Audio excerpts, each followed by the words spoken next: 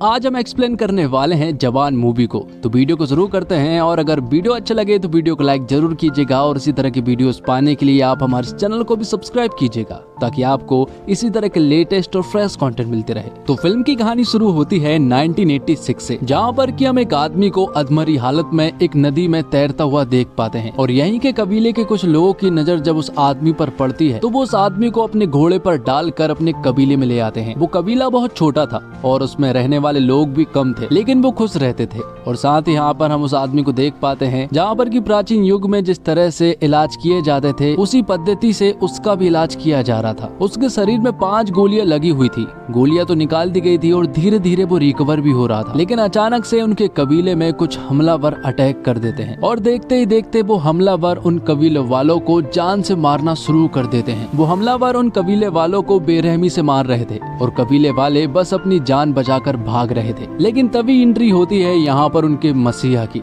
जिसकी उन्होंने जान बचाई थी। अब वही उनका मसीहा बनकर बाहर निकला है और यहाँ पर वो उन सारे हमलावरों को अकेला ही मार गिराता है। वैसे तो वो हमलावर बहुत सारे थे, लेकिन वो अकेला ही सभी को मार डालता है। कबीले वालों को उनका मसीहा तो मिल गया था, लेकिन उस मसीहे को अपना नाम तक नहीं मालूम था, मतलब कि उसकी याददाश्त जा चुकी थी। यहीं पर एक छोटा सा लड़का था जो कि उनसे कहता है कि जब मैं बड़ा हो जाऊंगा तो मैं जरूर पता करूंगा कि आप कौन हैं। जिसके बाद कहानी 30 साल आगे मुंबई में शिफ्ट होती है, जहां पर कि हम एक मेट्रो ट्रेन को देख पाते हैं जिसमें कि 376 पैसेंजर थे। सभी लोग अपने किसी न किसी काम से जा रहे थे, लेकिन किसी को क्या मालूम कि ये मेट्रो ट्रेन तो बस हाईजैक होने वाली है। इस मेट्रो ट्रेन में भले ही 376 पैसेंजर थे, लेकिन इन पैसेंजरों में 6 लड़कियां ऐसी थी जो कि इस मेट्रो ट्रेन को हाईजैक कर लेती हैं। किसी ने सोचा भी नहीं था कि ये नॉर्मल से दिखने वाली 6 लड़कियां उन्हें बंधक बना लेगी। और यहीं पर इन 6 लड़कियों के चीफ को भी दिखाया जाता है जो कि मेट्रो ट्रेन के अगले स्टेशन पर इस मेट्रो ट्रेन का इंतजार कर रहा था।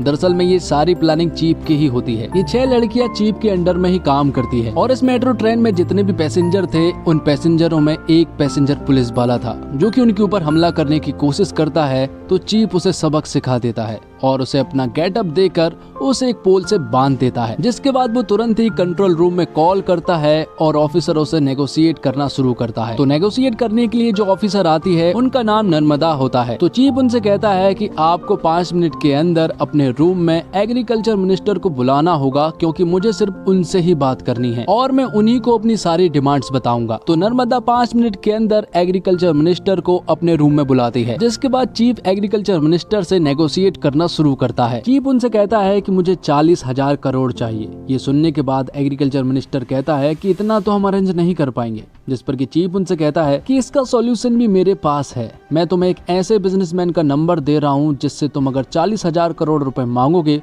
तो वो तुम्हें आसानी से दे देगा, क्योंकि उसकी बेटी मेरे पास है और वो इसी मेट्रो ट्रेन में मौजूद है और उसे प्लानिंग करके ही यहाँ पर लाया गया था। जिसके बाद तुरंत ही काली गायकवाड़ के पास कॉल किया जाता है जो कि हथियारों का बिजनेस करता है। और जब उसे मालूम चलता है कि उसकी बेटी किडनैप हो चुकी है तो वो 40,000 करोड़ रुपए देने के लिए मान जाता है और वो तुरंत ट्रांसफर भी कर देता है। जिसके बाद अगले स्टेशन पर मेट्रो ट्रेन रुकने वाली थी, तो यहाँ पर नर्मदा अपनी पूरी की पूरी टीम लेकर वहाँ पहुँच जाती है। लेकिन उससे पहले चीफ के साथ ही काम करने वाली कल्कि की एक फ्लैशबैक स्टोरी सभी को सुनाई जाती है। कल्कि के पिता ने बैंक वालों से 40,000 का लोन लिया था, लेकिन वो उसे नहीं चुका पाए और वो धीरे धीरे करके बढ़कर 2 लाख हो गया था। तब बैंक वाले कल्कि के पिता को परेशान करने लगे और यहाँ तक कि उसे मारने भी लगे। कल्कि के पिता पैसा लौटाने में पूरी तरह से असमर्थ थे। तभी उनकी नजर पड़ती है एक पोस्टर पर, जिस पर लिखा हुआ था कि आत्महत्या करने पर उसकी फैमिली वालों को 2 लाख रुपए का मुआवजा दिया जाएगा। और ये पढ़ने के बाद उनके पास कोई और चारा नहीं था। तब कल्कि के पिता ने एक पेड़ से झूलकर आत्महत्या करने का फैसला कर लिया था। ये देखकर कल्कि पूरी तरह से टूट जाती है। उसे बहुत ज्यादा गुस्सा आया था और उसने बैंक के मैनेजर का सर फोड़ दिया था, जिस वजह से उसे जेल हो गई थी। तो आगे हम देखते हैं कि नर्मदा अपनी पूरी पुलिस फोर्स के साथ अगले स्टेशन पर मौजूद थी।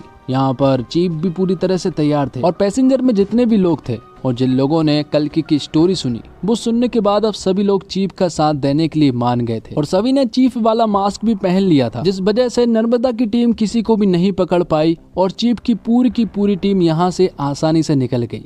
और जो 40,000 करोड़ उनके पास आया था उन सारे पैसों को उन लोगों ने 7 लाख किसानों के अकाउंट में डलवा दिया जो कि कर्ज में डूबे हुए थे। जिसके बाद हमें मालूम चलता है कि चीफ की ये 6 लड़कियां दरअसल में जेल में रहती है और वहीं से रहकर काम करती है। जैसे ही काम पूरा हो जाता है ये जेल में वापस चली जाती है। चीफ की ये 6 लड़कियां सारे कामों में एक्सपर्ट है। सारी लड़कियों के पास अलग अलग खूबी है, कोई आर्टिस्ट है तो कोई डॉक्टर है, कोई हैकर है तो कोई फाइटर है। लेकिन ये 6 लड़कियां चीफ के साथ बहुत ही अच्छे से काम करती है और मिशन को पूरा करती है। और साथ ही हमें मालूम चलता है कि चीफ भी कोई आम आदमी नहीं है, बल्कि वो जिस जेल में रहती है उसी जेल का जेलर है, जिसका नाम आजाद है। जेल में रहने वाली जितनी भी लड़कियां हैं, आजाद उन सभी को अपनी बहन और अपनी माँ मानता है। और जेल में रहते इन सारी लड़कियों को इतने अच्छे से सुधार दिया जाता है कि जेल से निकलने के बाद वो कभी भी अपराध का रास्ता नहीं चुनती हैं। आगे हम देखते हैं कावेरी अम्मा को और आजाद को इन्हीं ने पाला है। आजाद की उम्र काफी ज्यादा हो चुकी है और शादी के लिए कोई मिल भी नहीं रही है,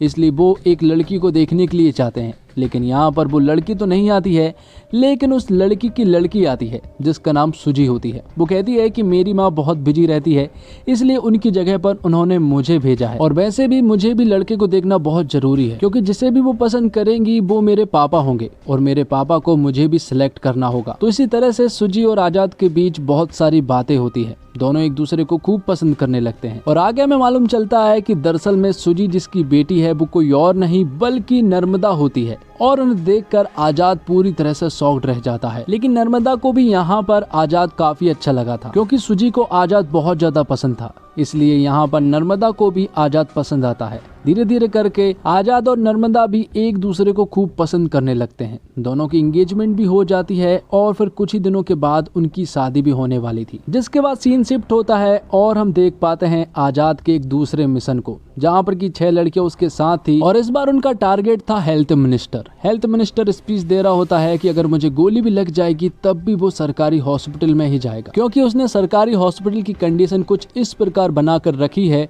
कि प्राइवेट भी फेल है। लेकिन ऐसा कुछ भी नहीं था, क्योंकि सरकारी हॉस्पिटल की कंडीशन बद से बदतर थी। जिसके बाद हेल्थ मिनिस्टर को गोली मार दी जाती है और उसे प्राइवेट हॉस्पिटल ले जाया जा रहा था। लेकिन आजाद की पूरी टीम उसे किसी तरह से सरकारी हॉस्पिटल में ले आते हैं, जहां की हालत बहुत ही ज्यादा खराब थी। तो अब ये न्यूज भी वायरल हो जाती है और सारी पुलिस फोर्स जो है वो उस सरकारी हॉस्पिटल के बाहर खड़ी हो जाती है, जहां पर की ऑफिसर नर्मदा फिर से यहाँ पर आजाद से नेगोशिएट करती है। वो इससे पहले अपनी उन्हें डिमांड बताता, उससे पहले वो उन्हें एक फ्लैशबैक की स्टोरी सुनाता। ये कहानी थी आजाद के साथ ही रहने वाली लड़की ईरम की, जो कि एक डॉक्टर थी। उसे अपने पेशेंट से बहुत ज्यादा प्यार था। और फिर एक दिन उनके हॉस्पिटल में 57 बच्चे नाजुक हालत में आते हैं। उन्हें ऑक्सीजन की सख्त जरूरत थी, लेकिन कुछ बड़े डॉक्टरों की वजह से उन बच्चों तक वो ऑक्सीजन नहीं पहुंच सकी, जिस वजह से वो सारे 57 बच्चों की जान चली गई। और यहाँ पर ये सारा ब्लेम ईरम के ऊपर डाल दिया गया और उसका लाइसेंस छीनने के साथ साथ उसे जेल में डाल दिया गया। तो आजाद की सबसे पहली डिमांड यही थी कि जिन डॉक्टरों ने ऑक्सीजन को उपलब्ध नहीं होने दिया, सबसे पहले उन्हें सस्पेंड कर दिया जाए और सारा ब्लेम वो अपने ऊपर लें। तो आजाद के कहने पर ऐसा ही होता है। और रात होने के बाद जब वो एक चॉपर मंगवाते हैं और यहाँ से निकलने वाले थे कि तभी यहाँ पर एंट्री होती है ऑफिसर नर्मदा की, जो कि अपनी पूरी पुलिस फोर्स लेकर आई हुई थी और इन सभी को चारों तरफ से घेर लिया गया था। लेकिन ये लोग इतने जल्दी हार नहीं मानने वाले थे, क्योंकि आजाद इनके पीछे खड़ा हुआ था, जो कि एक अलग गेटअप में था। तब यहाँ पर एक जोरदार फाइट होती है, नर्मदा और आजाद के बीच में भी फाइट होती है। और नर्मदा ने यहाँ पर आजाद को नहीं देख पाई थी और आजाद यहाँ पर अपनी पूरी की पूरी टीम को लेकर फरार हो गया था। नर्मदा को किसी भी हालत में आजाद और उसकी पूरी टीम को ढूंढना था, जबकि कुछ दिनों के बाद उसकी और आजाद की शादी होने वाली है। और यहाँ काली गायकवाड़ हथियारों के बिजनेस के लिए रसिया जाने वाला था। तो काली अपना सारा कारोबार अपने छोटे भाई को सौंप कर रसिया चला जाता है। और यहाँ दूसरी तरफ नर्मदा और आजाद की शादी हो जाती है। दोनों बहुत खुश थे और इनसे भी ज्यादा खुश थी उनकी बेटी सुजी। और पहले ही रात यहाँ पर आजाद नर्मदा को सब कुछ सच बताने वाला था। उसने पहले भी कोशिश की थी उसे बताने की, लेकिन हर बार वो नाकामयाब हुआ था। इस बार भी वो बताने वाला था, लेकिन नर्मदा के ऑफिसर ईरानी ने पहले ही पता कर लिया था कि आजाद कौन है और ये सारी बातें उसने कॉल पर नर्मदा को बता दी थी। तो नर्मदा जैसे ही आजाद को शूट करने के लिए उसके पास जाती है, तभी उनके ऊपर एक जोरदार हमला हो जाता है। यहाँ पर हम देख पाते हैं कि दरअसल में काली गायकवाड़ के भाई ने उन दोनों को बंधक बना लिया था और उसने यहाँ पर नर्मदा को गोली भी मार दी थी और वो आजाद को भी बेरहमी से मार रहे थे। और जैसे ही आजाद को वो जान से मारने ही वाले होते हैं कि तभी यहाँ पर किसी आदमी की एंट्री होती है जो कि काली के आदमियों को बुरी तरह से उड़ाता हुआ आ रहा था। और ये कोई और नहीं बल्कि आजाद की तरह दिखने वाला ही एक आदमी था और जो कि आजाद के पिता हैं और उनकी भी एक बैक स्टोरी है। और काली के भाई के पूछने पर वो उन्हें बताते हैं कि मेरा नाम विक्रम राठौर है। और यहाँ पर आते से ही वो बुरी तरह से मारने लगते हैं और अपने बेटे आजाद और नर्मदा को बचा लेते हैं। बात दूसरी तरफ हम देखते हैं काली को जो कि रसिया में हथियारों की डीलिंग कर रहा था। वो यहाँ पर बहुत सारे देशों के कुछ मेंबर्स थे, उनसे कह रहा था आप आपके देश में फैक्ट्री खोलोगे तो आपके देश के लोग ही प्रोटेस्ट करके आपकी फैक्ट्री को बंद करवा देंगे, लेकिन इंडिया इसके लिए पूरी तरह से सेफ है और वहाँ सब कुछ कब्जे में करने के लिए हमें चाहिए होगी वहाँ की सरकार और वहाँ का जीतना होगा चुनाव और उसके लिए चाहिए होगा ढेर सारा पैसा। मैं 20% देने के लिए राजी हूँ। और यहीं पर एक बहुत बड़ा विलन था, वो कह रहा था कि मैं 80% देने के लिए राजी हूँ। तभी यहाँ पर काली को मालूम चलता है कि उसके छोटे भाई को आजाद ने मार दिया है और ये देखकर वो पूरी तरह से शॉक्ड रह जाता है। यहाँ दूसरी तरफ नर्मदा को किसी भी हालत में आजाद के बारे में पता करना था क्योंकि उसने उसका और उसकी बेटी का दिल तोड़ा है, इसलिए ईरानी के साथ प्लानिंग करके वो जेल में जाना चाहती है और इन 6 लड़कियों के द्वारा आजाद के बारे में सब कुछ पता करना चाहती है। तो वो लोग ऐसा ही करते हैं, वो लोग नर्मदा को किसी तरह से जेल में पहुंचा देते हैं और उन 6 लड़कियों के द्वारा आजाद की स्टोरी पता करना शुरू करती है। तो वो लड़कियां कहती है कि तुम्हें आजाद को जानने से पहले विक्रम राठौर की स्टोरी को जानना जरूरी होगा। तब वो लोग विक्रम राठौर की स्टोरी को बताना शुरू करती है और ये कहानी पहुंच जाती है 1986 में, जहाँ पर कि हमें विक्रम राठौर और उसकी पत्नी ऐश्वर्या को दिखाया जाता है जो कि एक दूसरे से बहुत ज्यादा प्यार करते हैं। और यहाँ हमें मालूम चलता है कि विक्रम राठौर स्पेशल ऑप्स का एक सोल्जर है और उसे अर्जेंट यहाँ पर किसी काम से बुलाया गया है। उसे बताया जाता है कि बॉर्डर के उस पार 32 लोगों की एक टीम गई थी, लेकिन उन सारे लोगों को दुश्मनों ने मार गिराया है। हमने एक और टीम भेजी थी, लेकिन उनमें से आधे लोग मर गए हैं और आधे लोगों को उन्होंने बंधक बना लिया गया है। तो अब वो लोग स्पेशल ऑप्स के सोल्जरों की मदद लेना चाहते हैं और उन बंधकों को वहां से छुड़ाना चाहते हैं। तब यहाँ पर विक्रम राठौर की टीम पहुंच जाती है बॉर्डर के उस पार, जहाँ पर कि ये लोग सिर्फ 6 लोग थे और ये 6 ही काफी थे। वो वहाँ पहुँचने के बाद दुश्मनों से लड़ाई करना शुरू तो कर देते हैं, लेकिन बीच लड़ाई में इनकी बंदूक काम करना बंद कर देती है। और ऐसा भी नहीं था कि सिर्फ एक सोल्जर की बंदूक ने काम करना बंद कर दिया था, इन 6 ही सोल्जरों की बंदूक ने काम करना बंद कर दिया था। इसके बावजूद उन्होंने ये लड़ाई जीत ली थी और वहाँ के सारे बंधकों को बचा लिया था। तो आगे एक इंक्वायरी बैठती है क्योंकि MI436 गन को काली गायकवाड़ आर्मी को देता है और उसी की वजह से जो दल बॉर्डर के पार गया था उन सभी की गन ने भी काम करना बंद कर दिया था और इसी वजह से वो सारे सोल्जर्स मारे गए थे। तो इस वजह से काली गायकवाड़ के साथ आर्मी ने काम करना बंद कर दिया था और उसकी सारी गन को सीज भी कर दिया गया था। लेकिन काली गायकवाड़ को ये बिल्कुल भी देखा नहीं गया और जब विक्रम राठौर और उसकी पत्नी ऐश्वर्या घर पर अकेले थे तो काली गायकवाड़ अपनी पूरी टीम को लेकर उनके ऊपर हमला कर दिया, जिस वजह से उसने काली गायकवाड़ को तो एरोप्लेन में ले जाकर उसे 5 गोलियां मार कर पानी में गिरा दिया था। सभी ने सोचा था कि वो मर गया था, जिसके बाद काली गायकवाड़ ने ऐश्वर्या को भी किसी तरह से फंसा दिया था। विक्रम राठौड़ को देश का गद्दार घोषित करवा दिया था और ऐश्वर्या को उसके साथ देने के जुर्म में उसे भी, जिस वजह से ऐश्वर्या को फांसी दी जाने वाली थी। और जब उसे फांसी दी जा रही थी तभी अचानक से ऐश्वर्या बेहोश हो जाती है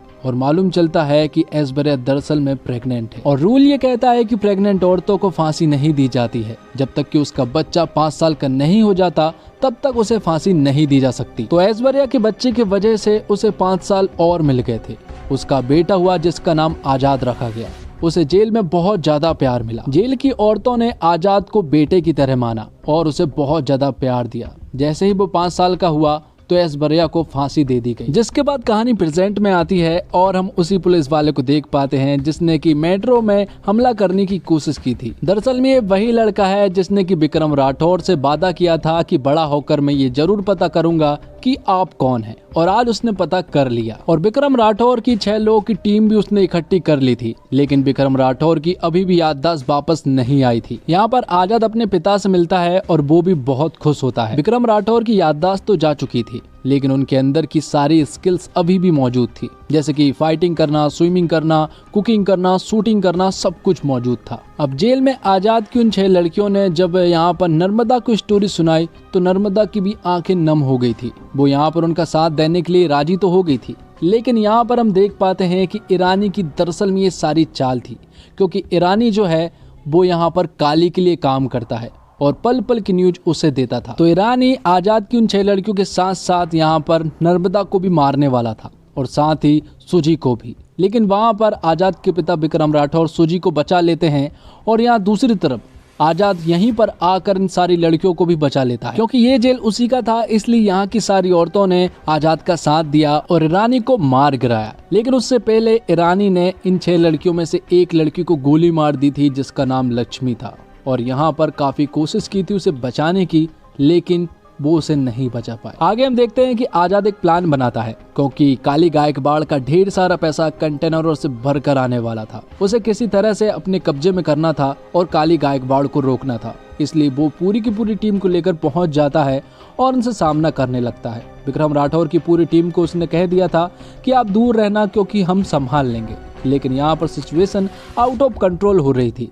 यहाँ पर आजाद की टीम उन लोगों को नहीं संभाल पा रही थी। तब यहाँ पर एंट्री होती है विक्रम राठौर की टीम की। विक्रम यहाँ पर आजाद से कहता है कि ये मिशन बहुत ज्यादा जरूरी है, तो इन लोगों को मैं और मेरी टीम संभाल लेंगे, तुम इस मिशन को संभालो। तो आजाद सारे कंटेनर लेकर चला जाता है और यहाँ दूसरी तरफ विक्रम राठौर की पूरी टीम उन्हें संभालने में लगी हुई थी, लेकिन वो नाकामयाब रहे और यहाँ पर काली गायकवाड़ के लोगों ने विक्रम राठौर की पूरी टीम को अपने कब्जे में कर लिया था। विक्रम राठौर को यहाँ पर काली गायकवाड़ बुरी तरह से टॉर्चर कर रहा था, लेकिन तभी एक न्यूज आती है कि आजाद ने जेल की 6000 लड़कियों को बंधक बना लिया गया है और अगर उसकी डिमांड पूरी नहीं की गई तो वो इन सारी लड़कियों को मार देगा, जबकि वो तो इसी जेल का जेलर है और वो उनका कुछ भी नहीं करने वाला। और इस बार नेगोशिएट करने के लिए आते हैं सीनियर ऑफिसर माधवन नायक, जिनका रोल प्ले किया है संजय दत्त ने। तो आजाद को अपनी डिमांड के रूप में हेड ऑफ स्टेट का साइन चाहिए था और उसे ये साइन बहुत आसानी से मिल जाएगा, क्योंकि 6000 लड़कियां उसके कब्जे में हैं और साथ ही देश की चुनाव की सारी ईवीएम मशीन भी उसी के कब्जे में है। तो जैसे ही हेड ऑफ स्टेट साइन करते हैं तो सबसे पहले यहाँ पर वो उन फैक्ट्रियों को बंद करवाता है जो कि एनवायरनमेंट को नुकसान पहुंचाते हैं, और आधी से ज्यादा फैक्ट्री दरअसल में काली गायकवाड़ की होती है। ये सारी चीजें होती है कि तभी यहाँ पर काली गायकवाड़ आ जाता है। वो जेल में एक दूसरे रास्ते से पहुंच गया था, उसके हाथ में गन थी और वो गन लगी हुई थी विक्रम राठौर के माथे पर। जैसे यहाँ पर काली फायर करता है तो वो फायर नहीं होता है और इसी तरह खाली चलने वाली गन की वजह से विक्रम राठौर की याददाश्त वापस आ जाती है,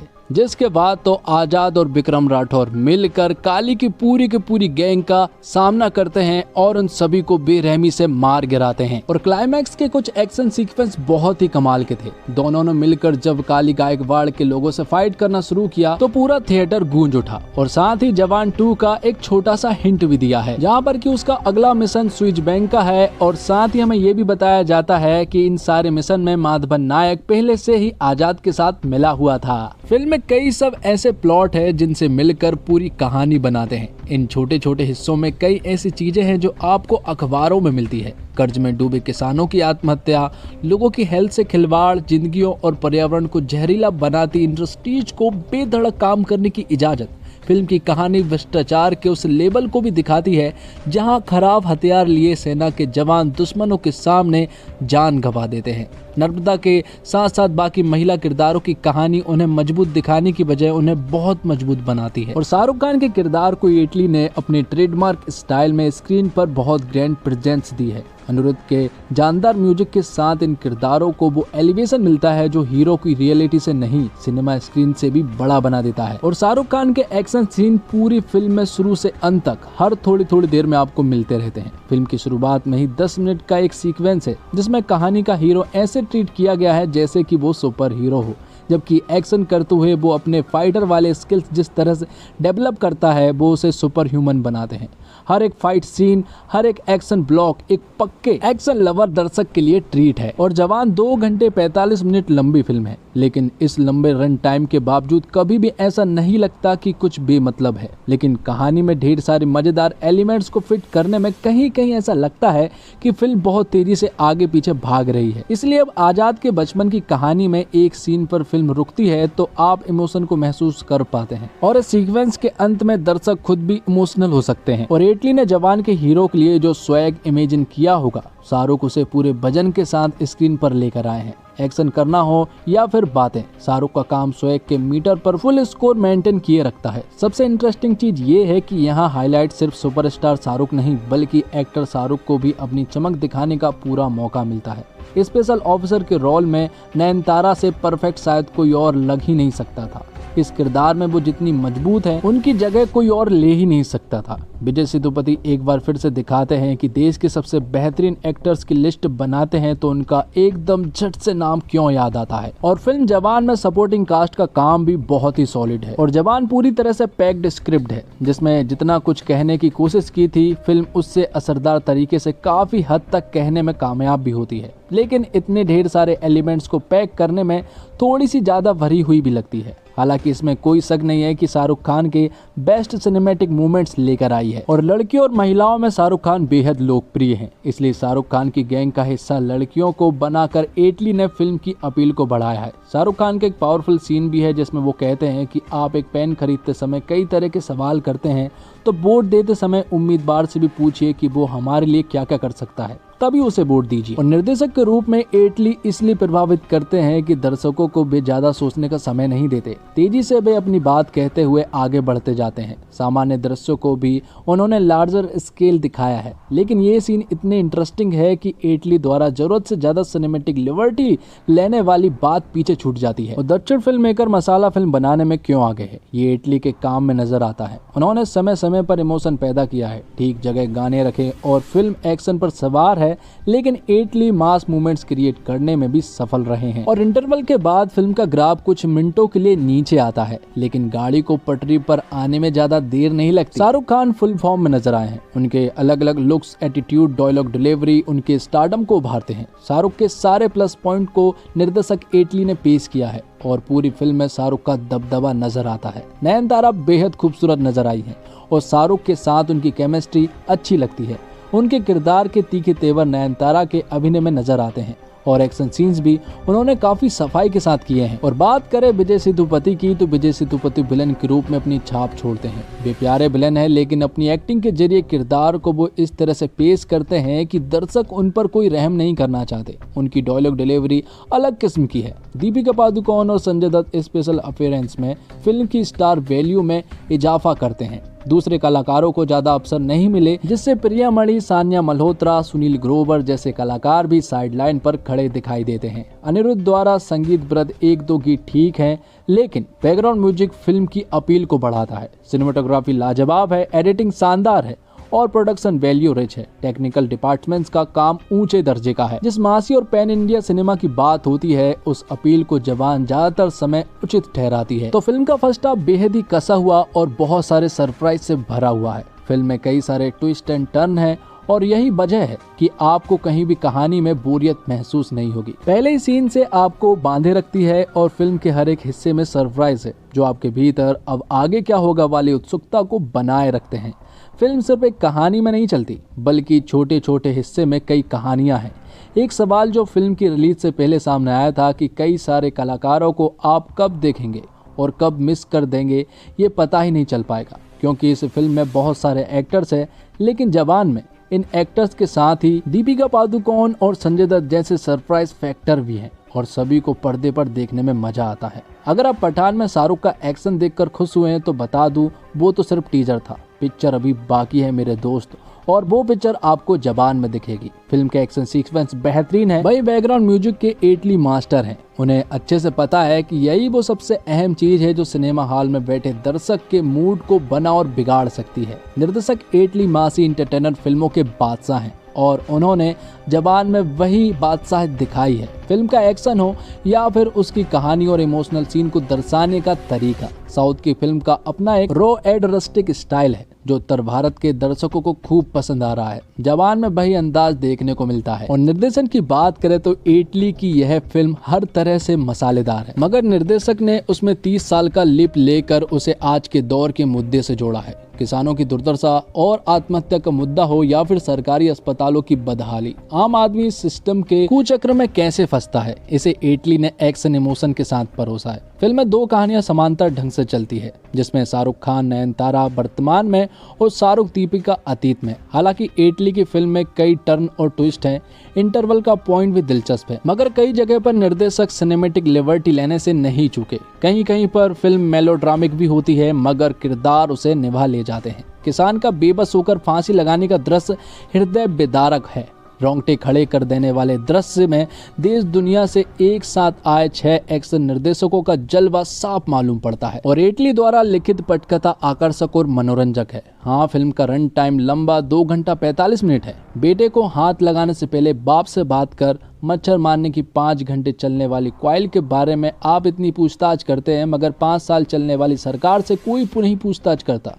जैसे सुमित अरोड़ा के लिखे संवाद सीटी मार साबित होते हैं और प्री क्लाइमेक्स जनता को सही सरकार चुनने के संदेश के साथ आगे बढ़ता है और क्लाइमेक्स गाने के साथ और अंत में सीक्वल का इशारा भी मिलता है। संगीत की बात की जाए तो जिंदा बंदा चलिया जैसे गाने भी चार्ट बस्टर हो चुके हैं और एडवांस बुकिंग की सुनामी ही नहीं बल्कि ऑडियंस के रिएक्शन भी बता रहे हैं कि ये हर तरह से शाहरुख खान की फिल्म है। पिता पुत्र के डबल रोल में से एसआर के पूरी फिल्म में छाए हुए हैं। शाहरुख खान एक समर्थक अभिनेता तो है ही, मगर इस बार उनके लुक्स, कॉस्ट्यूम और बॉडी लैंग्वेज के भी कई अंदाज है जिन्हें वे कमाल ढंग से निभाते हैं और दर्शकों को मंत्रमुग्ध करते चले जाते हैं। एक्शन दृश्यों में उनकी फ्लेक्सिबिलिटी देखने योग्य है। हाईजैक वाला उनका बोल्ड लुक और पाउडर झाड़ने वाला उनका स्टाइल पहले से ही चर्चा का विषय बना हुआ है। शिकार के साथ उनका भूरे बाल वाला ओल्डर वर्जन बहुत वजनदार है और जवान को अगर किंग खान का अब तक का सबसे बेस्ट अवतार कहा जाए तो गलत नहीं होगा। और एक्शन हीरोइन के रूप में नयनतारा पूरी चपलता और स्वैग के साथ प्रस्तुत होती है। हालांकि शाहरुख संग केमिस्ट्री के मामले में दीपिका पादुकोण बाजी मार ले जाती है। विलन काली के रूप में विजय सेतुपति जितने निर्मम और खूंखार नजर आते हैं उतने ही फनी भी लगते हैं। वे लगातार विलन और हीरो की लड़ाई को जारी रखते हैं और स्पेशल अपीयरेंस में ऐश्वर्या की भूमिका में दीपिका पादुकोण फिल्म में 4 चांद लगा देती है। वहीं सान्या मल्होत्रा और प्रियामणि अपनी छोटी छोटी भूमिकाओं में भी छाप छोड़ने में कामयाब रहती है। एजाज खान, सुनील ग्रोवर, रिद्धि डोंगरा जमे हैं। गर्ल गैंग के रूप में सपोर्टिंग कास्ट भी अच्छा है और शाहरुख खान ने इस साल की शुरुआत पठान से ऐसी की कि बॉक्स ऑफिस पर तबाही मचा दी। लगभग आधा साल बीत जाने के बाद शाहरुख अब जवान बनकर लौटे हैं। पठान की सफलता पर कई लोगों ने कहा कि स्टार पावर चल रहा है, लेकिन कहते हैं ना काट की हांडी बार बार नहीं चढ़ती और बेहद इंटेलिजेंट एक्टर माने जाने वाले शाहरुख ने जवान के जरिए ये साबित कर दिया कि उन्हें मास एंटरटेनर चुनना आता है। अपनी इस साल की दूसरी रिलीज के जरिए शाहरुख एक ऐसी फिल्म लेकर आए हैं जो सही मायने में जनता की मसाला एंटरटेनर है। शाहरुख खान, नयनतारा और विजय सेतुपति स्टारर इस फिल्म के जरिए साउथ की निर्देशक एटली ने एक बढ़िया फिल्म सामने परोसी है जिसमें सब कुछ सिर्फ शाहरुख खान के कंधों पर नहीं बल्कि फिल्म